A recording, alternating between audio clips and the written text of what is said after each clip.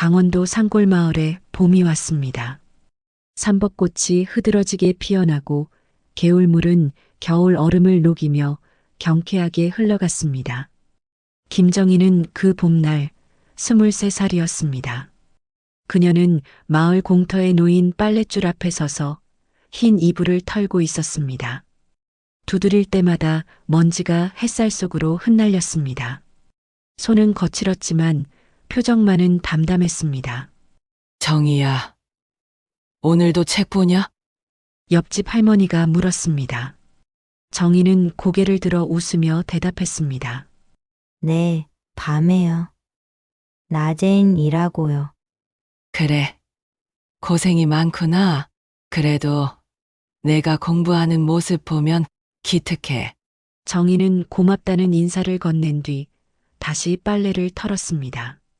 그녀의 손끝은 차가웠지만 마음속엔 작은 불씨가 있었습니다. 언젠가는 이곳을 벗어날 거야. 공부로. 정희는 초등학교만 겨우 마쳤습니다. 그 이후로는 밭일을 도우며 남의 집 빨래를 받아 돈을 벌었습니다. 하지만 밤이면 헌책방에서 구한 중학교 교과서를 펼쳤습니다. 촛불 아래에서 글자를 따라 읽었습니다. 그렇게 혼자 공부했습니다. 어느 날 마을에 낯선 남자가 나타났습니다. 박용철, 서울에서 내려온 은행원이었습니다. 그는 정장 차림에 반듯한 자세로 마을 어귀를 걸어왔습니다. 사람들은 그를 신기한 듯 바라봤습니다. 정희도 그랬습니다. 용철은 정희를 처음 본 순간 발걸음을 멈췄습니다. 그녀가 개울가에서 무릎을 꿇고 빨래를 하고 있었습니다. 젖은 손을 닦으며 고개를 돌린 그 얼굴. 용철은 그 순간을 잊지 못했다고 나중에 말했습니다. 참 맑은 사람이구나. 그는 그렇게 중얼거렸습니다. 용철은 그날 이후 자주 마을에 내려왔습니다. 처음엔 일 때문이라고 했습니다. 그러나 점점 정의를 찾기 시작했습니다. 저 혹시 차 한잔 할 수 있을까요? 어느 오후 그가 물었습니다. 정의는 당황했지만 정중하게 고개를 끄덕였습니다. 네, 괜찮으시다면요. 둘은 마을 정자 아래 앉았습니다. 용철은 서울 이야기를 들려줬습니다. 정희는 조용히 들었습니다. 그가 말할 때마다 그녀의 눈빛엔 어떤 동경이 스쳤습니다. 서울에선 공부도 할 수 있나요? 늦은 나이에도? 정희가 조심스럽게 물었습니다. 용철은 잠시 그녀를 바라보더니 따뜻하게 웃었습니다. 물론이죠. 당신 같은 사람이라면 분명 할 수 있어요. 그 대답은 정희의 가슴속 불씨를 키웠습니다. 용철은 정희에게 청혼했습니다. 석 달 만의 일이었습니다. 저와 함께 서울로 가요. 제가 당신을 지켜드릴게요. 그는 진심으로 말했습니다. 정희는 망설였습니다. 하지만 마을 사람들은 모두 축복했습니다. 정희야, 좋은 사람 만났구나. 서울 가면 고생 안 해도 되겠네. 정희는 결국 고개를 끄덕였습니다. 그녀는 그가 자신을 이해해 줄 거라고 믿었습니다. 공부를 계속할 수 있게 도와줄 거라고 믿었습니다. 결혼식은 봄날 오후에 치러졌습니다.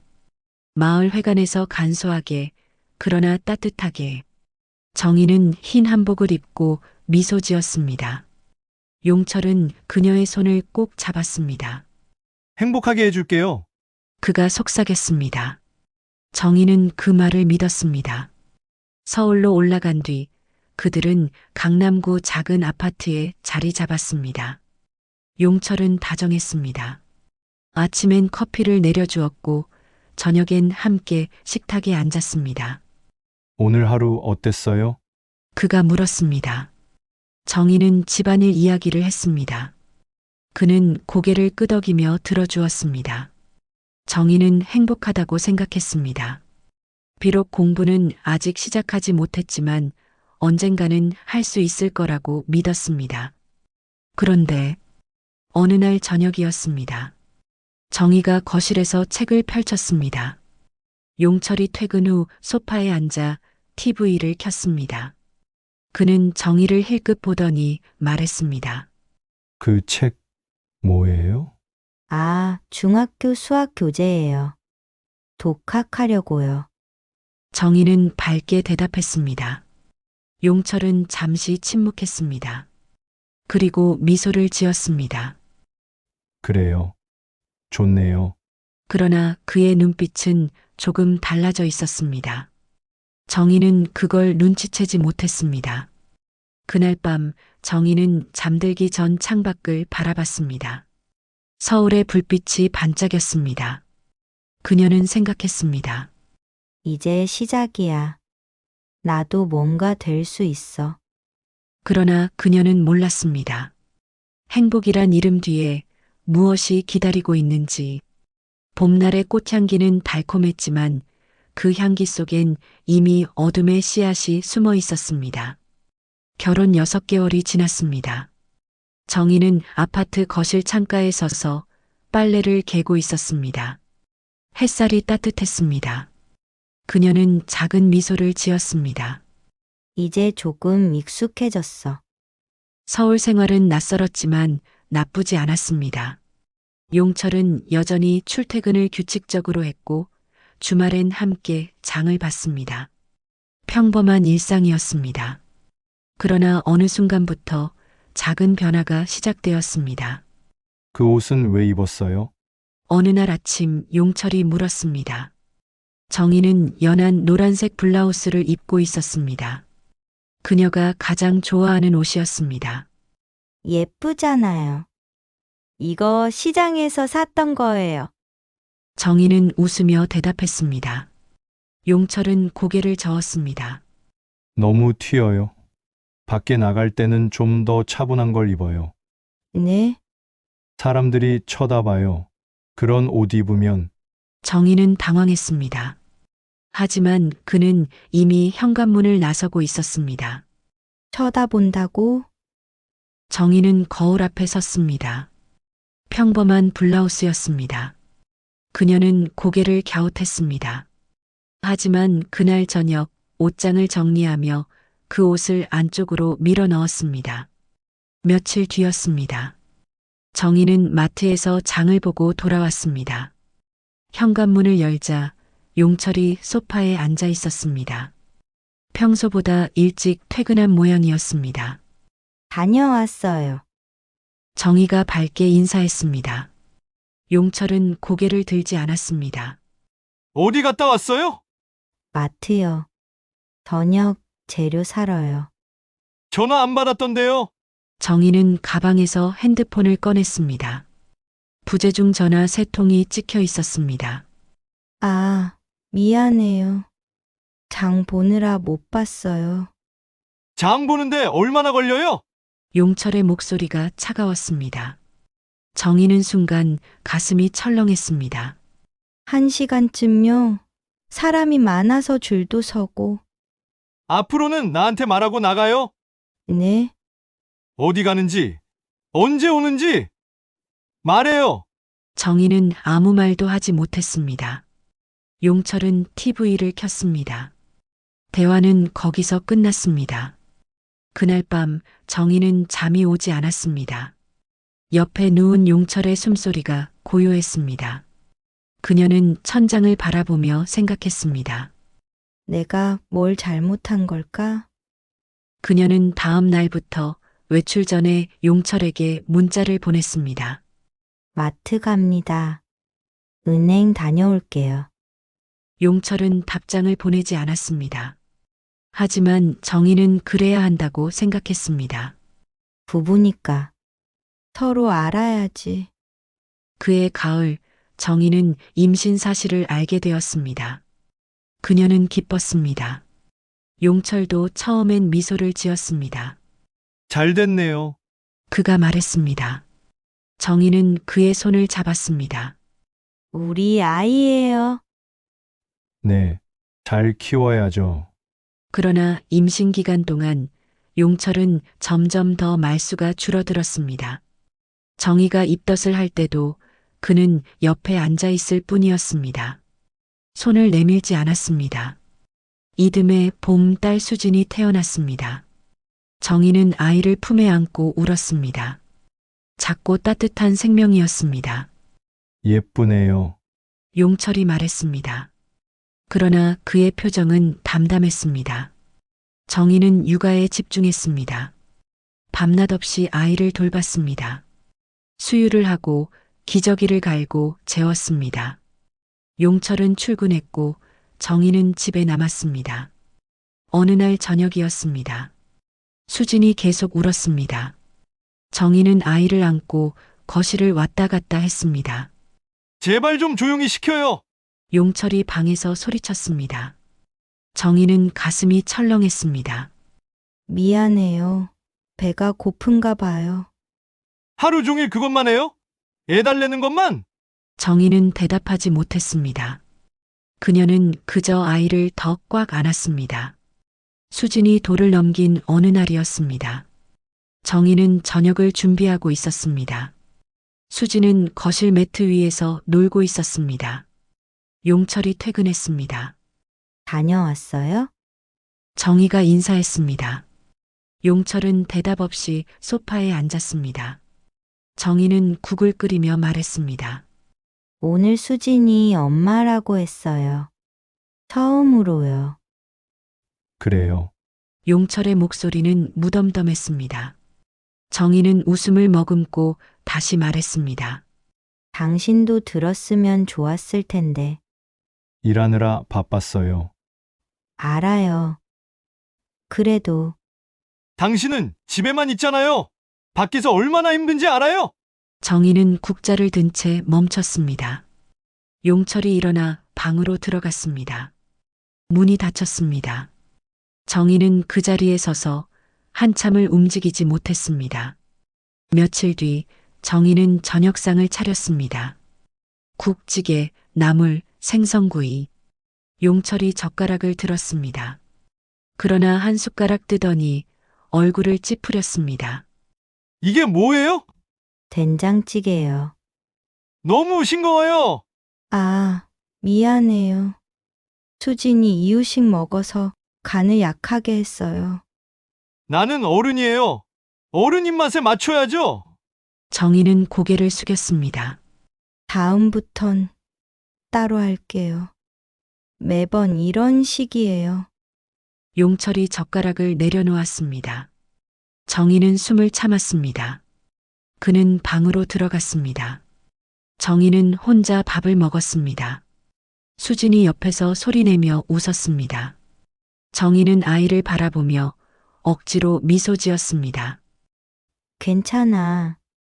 다 괜찮아.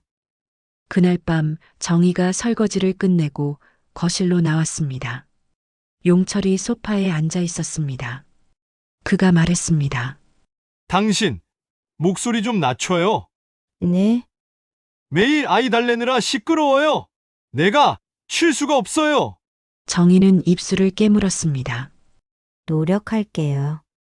용철은 고개를 끄덕이고 방으로 들어갔습니다. 정희는 거실에 홀로 남았습니다. 창밖은 어두웠습니다. 그녀는 무릎 위에 손을 모았습니다. 나는 뭘 잘못하고 있는 걸까? 그날 밤 수진을 재우며 정희는 아이의 손을 꼭 잡았습니다. 작고 따뜻한 손이었습니다. 엄마가 잘할게. 괜찮을 거야. 그녀는 속삭였습니다. 하지만 그 말이 누구를 향한 것인지 정희 자신도 알 수 없었습니다. 수진이 6살이 되던 해였습니다. 정희는 부엌에서 설거지를 하고 있었습니다. 수진은 거실에서 색연필로 그림을 그리고 있었습니다. 용철은 소파에 앉아 신문을 보고 있었습니다. 수진아, 아빠한테 그림 보여드려. 용철이 말했습니다. 수진은 고개를 들었습니다. 그러나 움직이지 않았습니다. 수진아, 용철의 목소리가 한 톤 낮아졌습니다. 수진은 천천히 일어나 그림을 들고 아버지에게 다가갔습니다. 뭘 그렸어? 꽃이요. 꽃? 이게 꽃이야? 색깔도 엉망이네. 수지는 고개를 숙였습니다. 용철은 그림을 돌려줬습니다. 다시 그려. 제대로. 수지는 그림을 받아들고 제자리로 돌아갔습니다. 정희는 부엌에서 그 모습을 지켜봤습니다. 가슴이 답답했습니다.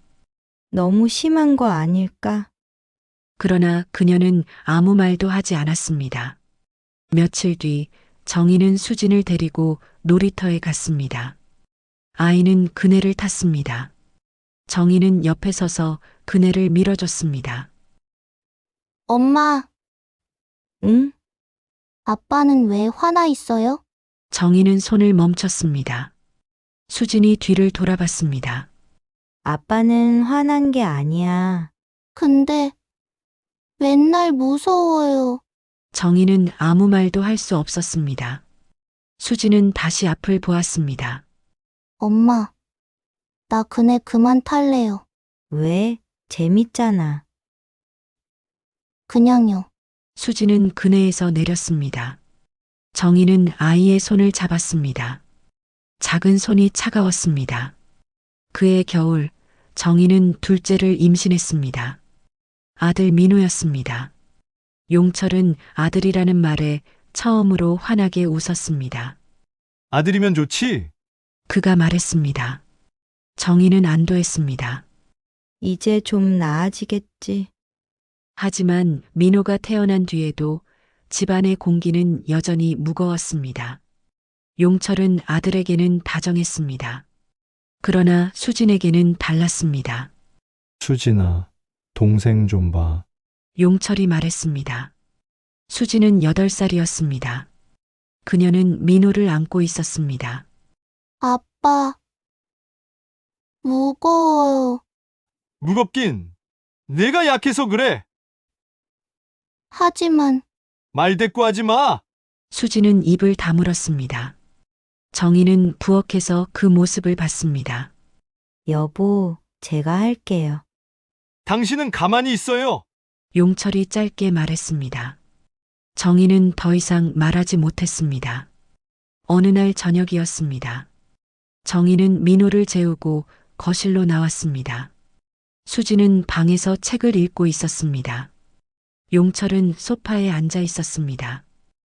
여보, 정희가 조심스럽게 불렀습니다. 용철이 고개를 들었습니다.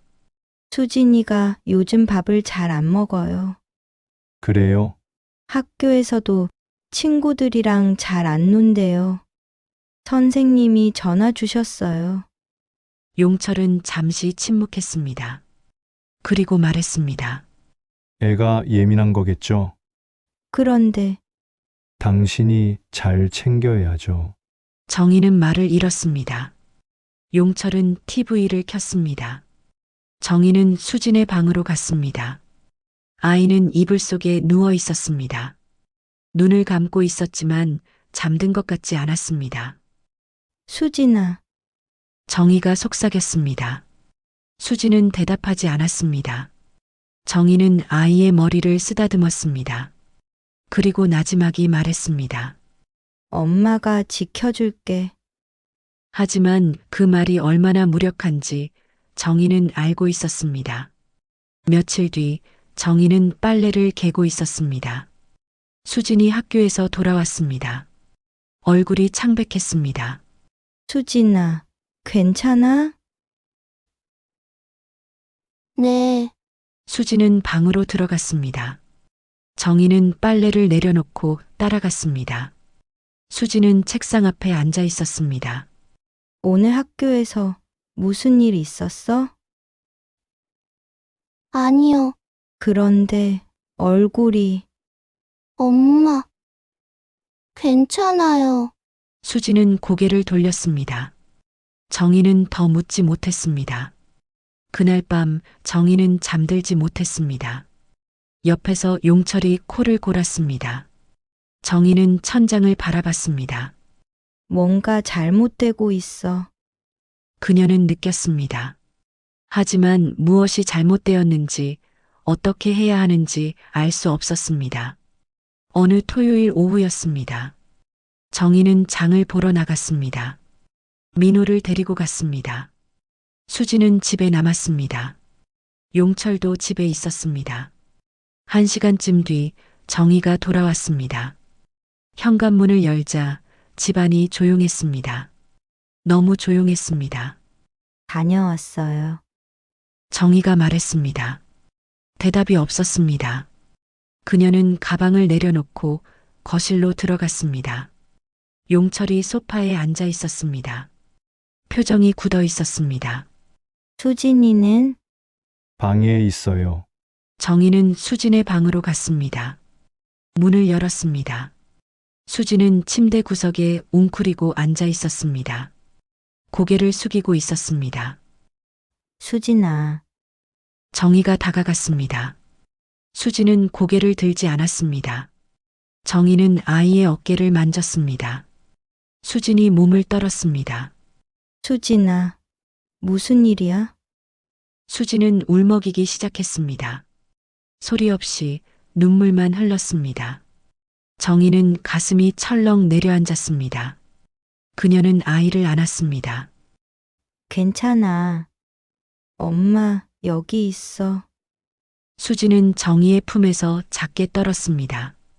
정희는 그날 밤 수진을 재우고 거실로 나왔습니다. 용철은 이미 방에 들어가 있었습니다. 정희는 소파에 앉았습니다. 손이 떨렸습니다. 뭔가 잘못됐어. 뭔가 크게 잘못됐어. 그녀는 몰랐습니다. 무엇이 일어나고 있는지. 하지만 알아야 했습니다. 다음 날 아침 정희는 수진을 데리고 병원에 갔습니다. 소아과가 아니라 상담센터였습니다. 엄마, 여기 어디예요? 수진이 물었습니다. 선생님이랑 이야기하는 곳이야. 왜요? 그냥 수진이 기분이 좋아질 수 있게. 수진은 고개를 숙였습니다. 상담사는 정희와 먼저 이야기를 나눴습니다. 아이가 최근 많이 위축되어 있나요? 네. 말도 잘 안 하고 밥도 잘 안 먹어요. 집에서 무슨 일이 있었나요? 정희는 대답하지 못했습니다. 상담사는 잠시 기다렸습니다. 천천히 말씀하셔도 됩니다. 정희는 입술을 깨물었습니다. 그리고 작게 말했습니다. 남편이 아이에게 엄격해요. 어떻게요? 말도 심하게 하고 저도 잘 모르겠어요. 상담사는 고개를 끄덕였습니다. 일단 아이와 이야기를 나눠볼게요. 정희는 대기실에서 기다렸습니다. 시계 초침 소리가 크게 들렸습니다. 1시간 뒤 상담이 끝났습니다. 상담사가 정희를 따로 불렀습니다. 어머니, 아이가 지금 매우 불안정한 상태입니다. 그게 무슨 말씀이세요? 지속적인 관찰이 필요해요. 그리고 가정 환경도 살펴봐야 합니다. 정희는 숨이 막혔습니다. 집으로 돌아오는 길, 수지는 정희의 손을 꼭 잡았습니다. 정희는 아이를 내려다봤습니다. 수진이 작게 말했습니다. 엄마, 나 괜찮아요. 정희는 눈물이 났습니다. 하지만 참았습니다. 응. 엄마가 지켜줄게. 그날 밤 정희는 홀로 거실에 앉아 있었습니다. 용철은 방에서 잠들어 있었습니다. 민호도 잠들어 있었습니다. 수진도 잠들어 있었습니다. 정희는 창밖을 바라봤습니다. 서울의 불빛이 깜빡였습니다. 그녀는 생각했습니다. 나는 무엇을 해야 할까? 대답은 없었습니다. 하지만 그녀는 알고 있었습니다. 더 이상 이대로는 안 된다는 것을. 그날은 목요일 새벽이었습니다. 정희는 잠들지 않고 있었습니다. 옆에서 용철이 깊이 잠들어 있었습니다. 정희는 천천히 일어났습니다. 발소리를 죽였습니다. 수진의 방으로 갔습니다. 수진아, 정희가 속삭였습니다. 수진이 눈을 떴습니다. 엄마? 조용히 해. 일어나. 수진은 무슨 일인지 몰랐지만 엄마의 표정을 보고 고개를 끄덕였습니다. 정희는 민호의 방으로 갔습니다. 4살 민호는 곤히 자고 있었습니다. 정희는 아이를 조심스럽게 안아 올렸습니다. 엄마, 어디 가요? 수진이 물었습니다. 지금은 설명 못해. 나중에 말해줄게. 조용히 따라와. 정희는 미리 준비해둔 가방을 들었습니다. 옷 몇 벌, 통장, 도장. 그게 전부였습니다. 현관문을 열었습니다. 삐걱 소리가 났습니다. 정희는 숨을 멈췄습니다. 용철의 방에서 소리가 없었습니다. 그들은 집을 나섰습니다. 새벽 거리는 고요했습니다. 가로등 불빛만 깜빡였습니다. 정희는 수진의 손을 잡고 걸었습니다. 민호는 정희의 품에 안겨 잠들어 있었습니다. 엄마, 추워요. 수진이 말했습니다. 정희는 자신의 외투를 벗어 아이에게 덮어줬습니다. 조금만 참아. 그들은 버스 정류장까지 걸었습니다. 첫 차가 올 때까지 기다렸습니다. 정희는 수진을 끌어안았습니다. 괜찮아. 다 괜찮을 거야. 수진은 대답하지 않았습니다. 다만 엄마의 품에 얼굴을 묻었습니다. 버스를 타고 그들은 서울 외곽으로 향했습니다. 정희는 미리 알아둔 곳이 있었습니다. 교회 권사님 한미자. 미자는 정희가 동네 슈퍼에서 우연히 알게 된 사람이었습니다. 따뜻한 사람이었습니다. 정희는 며칠 전 그녀에게 전화를 걸었었습니다. 권사님, 제가 부탁이 있어요. 무슨 일이에요? 며칠만 아이들과 있을 곳이 필요해요. 미자는 잠시 침묵했습니다. 그리고 말했습니다. 우리 집으로 오세요. 정희는 그날 처음으로 눈물을 흘렸습니다. 아침 7시 그들은 미자의 집 앞에 도착했습니다. 작은 빌라였습니다.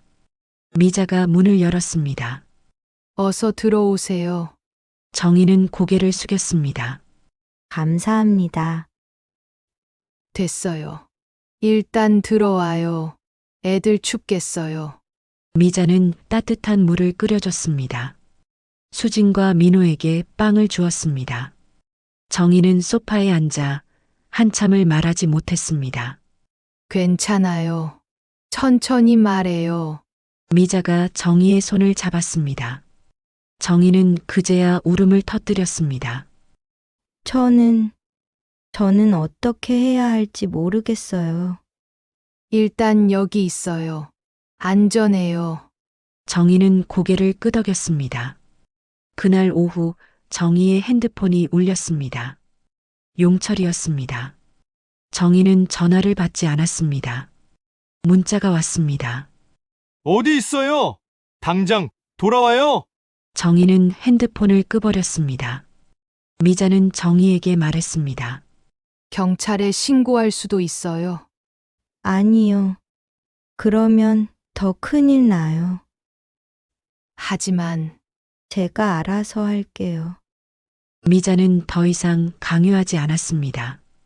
이틀 뒤 용철이 미자의 집을 찾아왔습니다. 어떻게 알았는지 몰랐습니다. 정희는 그를 문 앞에서 만났습니다. 집으로 가요.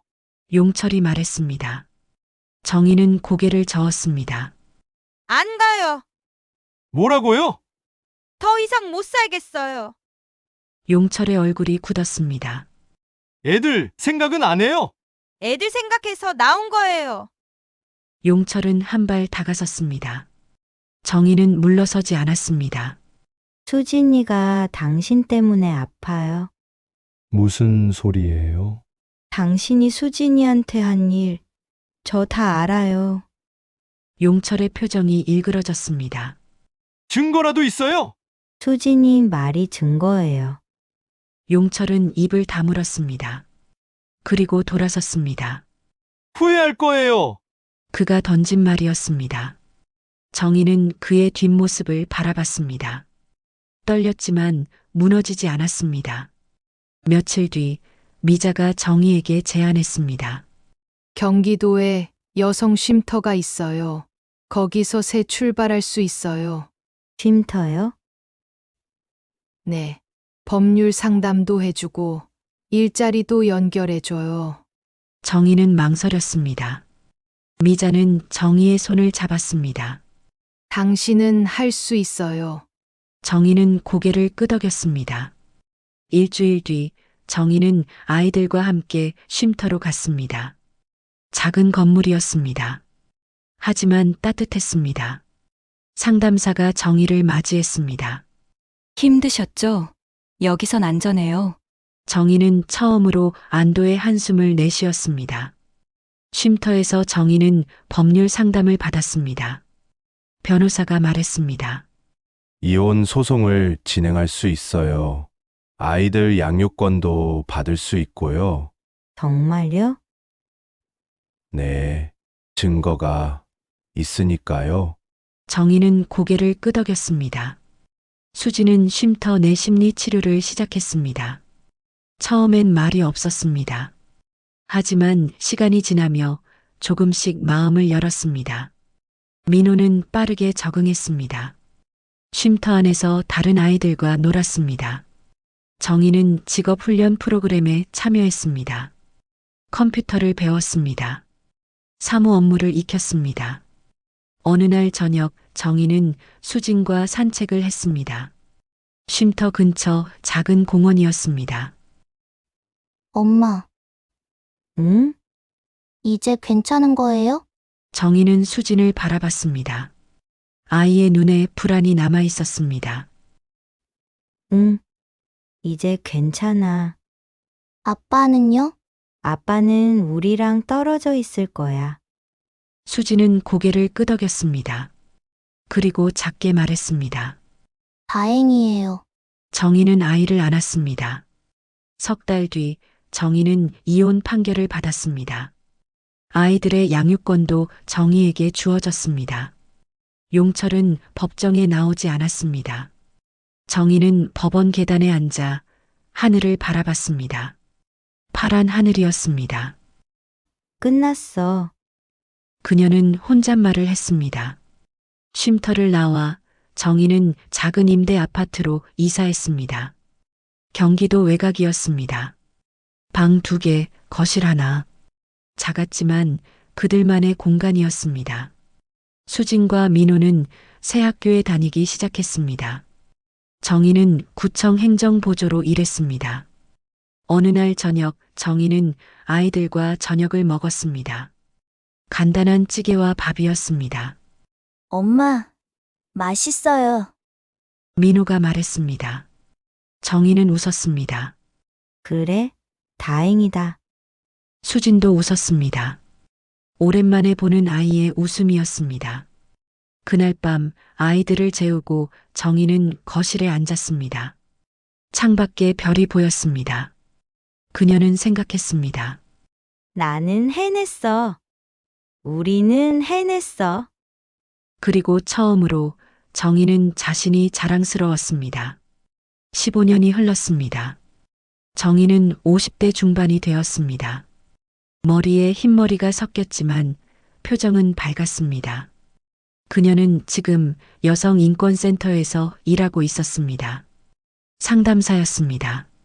매일 아침 출근해서 어려움을 겪는 여성들을 만났습니다. 힘드셨죠? 천천히 말씀하세요. 정희가 말했습니다. 앞에 앉은 여성이 눈물을 흘렸습니다. 정희는 휴지를 건넸습니다. 저도 그 길을 걸었어요. 당신은 혼자가 아니에요. 여성은 고개를 들었습니다. 정희는 부드럽게 미소 지었습니다. 점심시간 정희는 핸드폰을 확인했습니다. 수진에게서 문자가 와 있었습니다. 엄마, 오늘 저녁 우리 집으로 올래요? 민호도 온대요. 정희는 웃으며 답장을 보냈습니다. 그래. 퇴근하고 갈게. 수진은 이제 30살이었습니다. 변호사였습니다. 가정폭력 피해자들을 무료로 변론했습니다.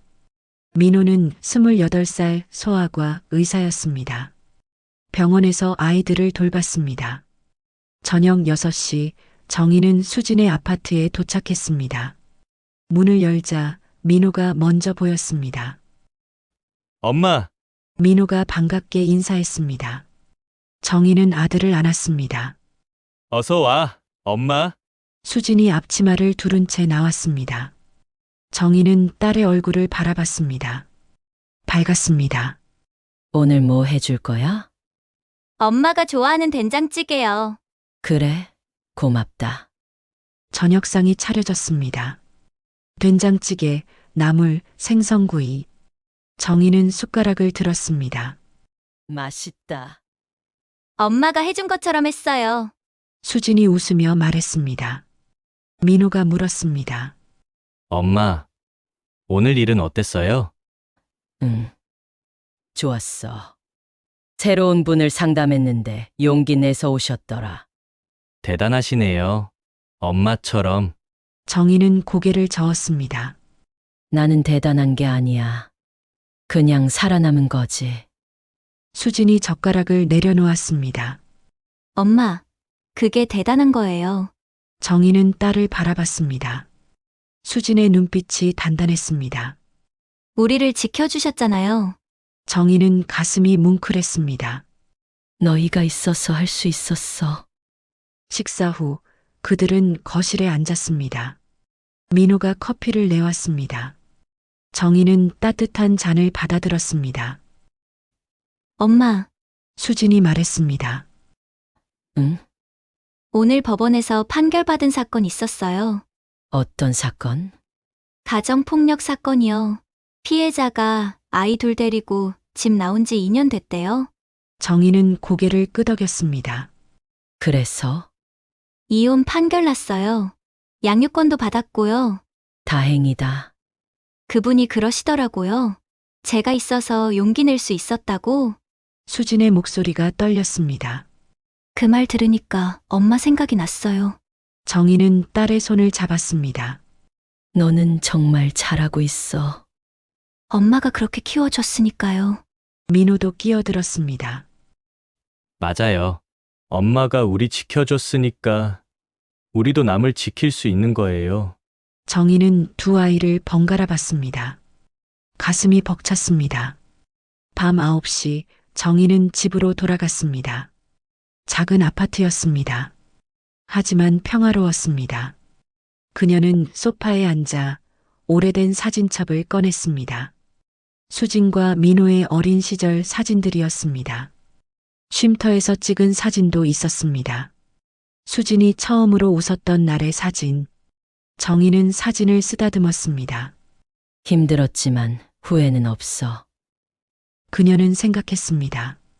다음 날 오후 정희는 상담센터에서 강연을 했습니다. 폭력 피해 여성들을 위한 자리였습니다. 저는 김정희입니다. 정희가 말문을 열었습니다. 저도 여러분처럼 한때 두려움 속에 살았습니다. 청중들이 귀를 기울였습니다. 도망치는 것이 두려웠습니다. 아이들을 어떻게 키울지 막막했습니다. 정희는 잠시 멈췄습니다. 하지만 저는 선택했습니다. 두려움 속에 머무는 대신 한 걸음 내딛기로요. 한 여성이 손을 들었습니다. 그 한 걸음이 쉽지 않잖아요. 정희는 고개를 끄덕였습니다. 맞아요. 쉽지 않았어요. 하지만 그 한 걸음이 새로운 삶의 시작이었어요. 강연이 끝난 뒤 한 여성이 정희에게 다가왔습니다. 저도 집을 나가고 싶어요. 정희는 그녀의 손을 잡았습니다. 할 수 있어요. 제가 도와드릴게요. 여성이 눈물을 흘렸습니다. 정희는 그녀를 안았습니다. 주말 정희는 수진, 민호와 함께 강원도를 찾았습니다. 정희가 태어난 마을이었습니다. 삼법꽃이 피어 있었습니다. 개울물이 흘렀습니다. 엄마, 여기가 그 마을이에요? 민호가 물었습니다. 응. 내가 자란 곳이야. 작네요. 그래. 작지. 수진이 정희의 팔을 끼고 걸었습니다. 엄마는 여기서 뭐 했어요? 공부했지. 혼자서. 혼자요? 응. 밤마다 책 읽었어. 수지는 엄마를 바라봤습니다. 그때도 강했네요. 정희는 웃었습니다. 강한 게 아니라 살고 싶었던 거야. 그들은 마을 정자에 앉았습니다. 바람이 불었습니다. 정희는 눈을 감았습니다. 그때 나에게 말해주고 싶어. 너는 잘할 거야. 힘들겠지만 결국 이겨낼 거야. 저녁 그들은 서울로 돌아왔습니다. 정희는 집 앞에서 아이들과 헤어졌습니다. 엄마, 조심히 들어가요. 그래. 너희도.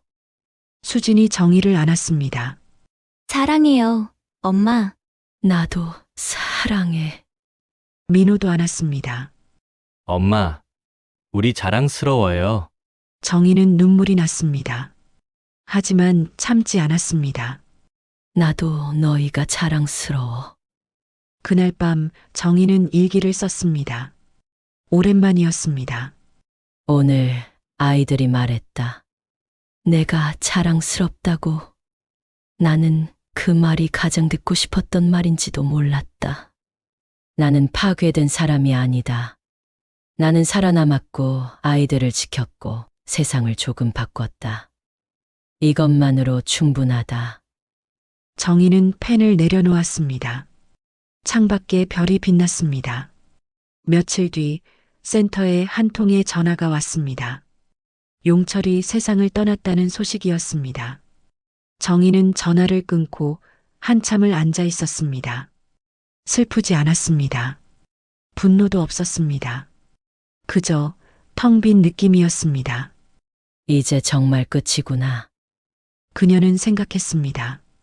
장례식에는 가지 않았습니다. 수진과 민호도 가지 않았습니다. 그들은 그날 저녁 함께 모여 조용히 저녁을 먹었습니다. 괜찮아요, 엄마. 수진이 물었습니다. 응. 괜찮아. 정희는 미소 지었습니다. 이제 정말 자유로워진 것 같아. 그들은 고개를 끄덕였습니다. 몇 년 뒤 정희는 60대가 되었습니다. 여전히 센터에서 일했습니다. 수지는 두 아이의 엄마가 되었습니다. 민호는 결혼을 앞두고 있었습니다. 어느 봄날 정희는 손주들과 공원을 걸었습니다. 아이들이 뛰어놀았습니다. 수진이 옆에 있었습니다. 엄마, 행복해요? 수진이 물었습니다. 정희는 손주들을 바라보며 대답했습니다. 응. 정말로. 다행이에요. 너는? 저도요. 엄마가 보여준 삶 덕분에.